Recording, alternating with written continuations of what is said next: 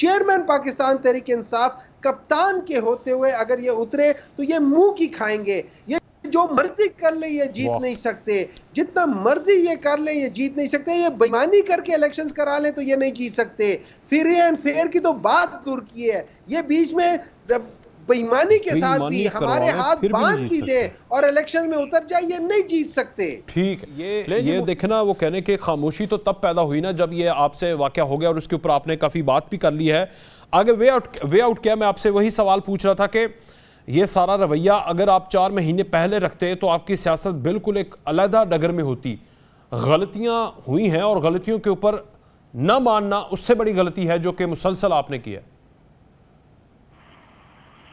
हुमायूं साहब, देखिए, सबसे पहले ये कहना कि गलतियां की और गलतियां नहीं मानी है, आई डू नॉट नो कि आप लोग किस तरीके से क्वांटिफाई करते हैं या किस तरीके से ये प्रूव करते हैं कि गलती है। गलती अगर आप ये समझते हैं कि हम लोगों ने जो दोनों असेंबलीज डिसॉल्व की थी वो गलती थी, तो मेरे लिहाज से गलत बात ये है कि वो गलती नहीं थी। आइन कहता है असेंबली डिसॉल्व करके जनरल बाजवा के ऊपर इल्जाम लगा देना गलती थी कि उसने कहा था।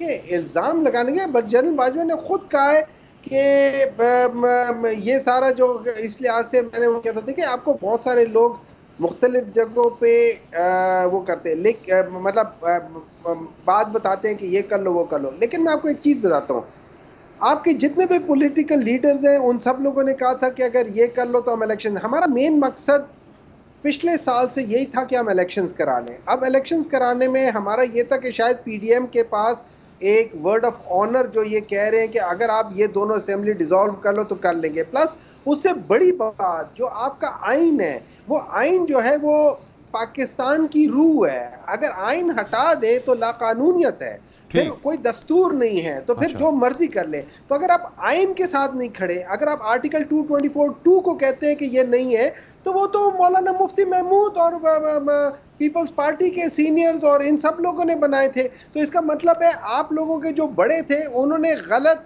किस्म के कॉन्स्टिट्यूशन बनाए। उनको आर्टिकल 224 लगाना ही नहीं चाहिए था। उनको 224(2) में उनको सिर्फ ये करना चाहिए। अभी इन लोगों ने क्या किया है, इन लोगों ने यही तो फ्रॉड कर रहे हैं कि इन लोगों ने इलेक्शन नहीं कराना चाहते, इन लोगों ने अभी बिल डाल दिया और इलेक्शन कमीशन को कह दिया कि आपने जो डिसाइड करना है कर ले। इलेक्शन कमीशन ऑलरेडी हमारी नजर में एक बायस डिसीजन ले रहा है, वो यकतरफा डिसीजन ले रहा है, वो बैलेंस डिसीजन नहीं ले रहा। वो उसमें आप कोई उसकी जितनी भी चीजें हो रही हैं आप देख लें, जो आप दरमियान में केयर टेकर गवर्नमेंट्स बना रहे हैं उसमें कोई जितने भी लोग हैं वो कंट्रोवर्शियल आ रहे हैं। अगर आप लोगों का नीयत साफ हो, आप लोगों के दिल साफ हो, आप लोगों के इरादे अच्छे हो, नेक हो, तो फिर आप खुद ब खुद, चाहे हम कहें या ना कहें, आपको उसके अंदर इस किस्म के लोग लाने चाहिए जो कंट्रोवर्शियल ना हो। आप देख लें वहां पे जो इस वक्त पंजाब में जो वहां का चीफ मिनिस्टर है या वहां का जो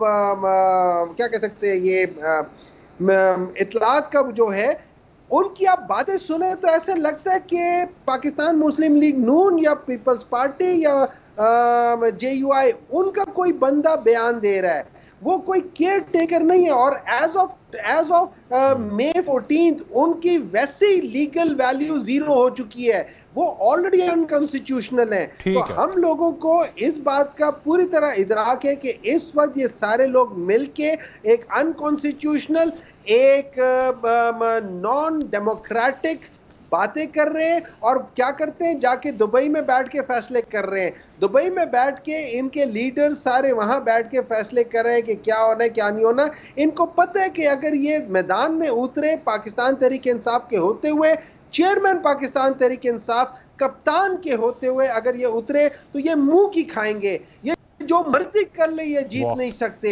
जितना मर्जी ये कर ले ये जीत नहीं सकते। ये बेईमानी करके इलेक्शंस करा ले तो ये नहीं जीत सकते। फ्री एंड फेयर की तो बात दूर की है, ये बीच में बेईमानी के साथ भी हमारे हाथ बांध की दे और इलेक्शन में उतर जाए, ये नहीं जीत सकते। ठीक है।